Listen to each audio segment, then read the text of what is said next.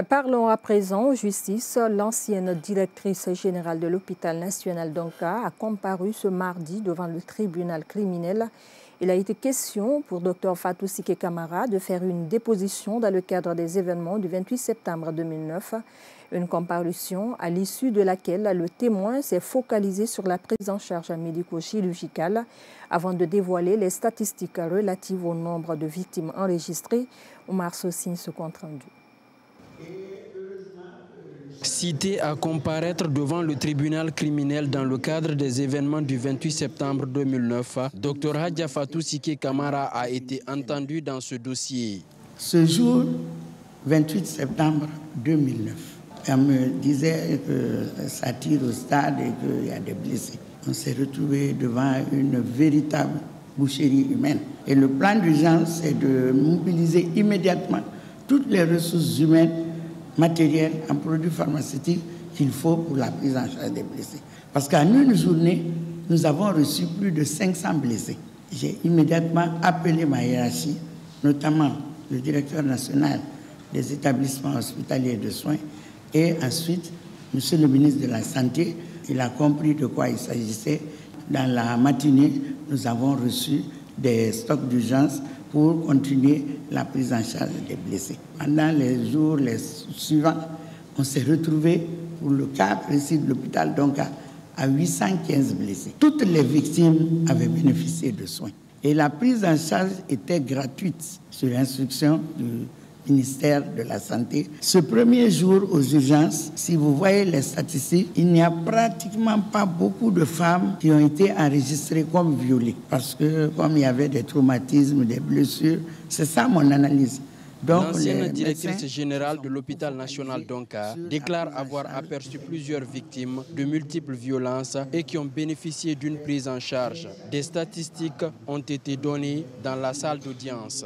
Du premier blessé au 815e blessé, tout a été enregistré. Il y a eu 77 hospitalisés à l'hôpital national d'Anka. 32 cas de violences sexuelles répertoriés par le service de gynéco-obstétrique, la maternité de l'hôpital national d'Anka.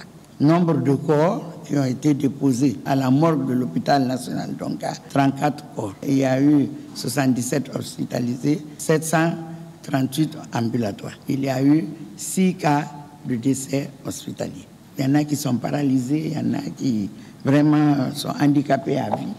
Lésions par arme à feu, 89. Lésions par arme blanche, 14. Contusion, 389. Violences sexuelles, ce jour 28 septembre, 4. Des brûlures, 3. Autres, 319. Ce qui fait 815 blessés qui ont été enregistrés au compte de l'hôpital national d'Anka.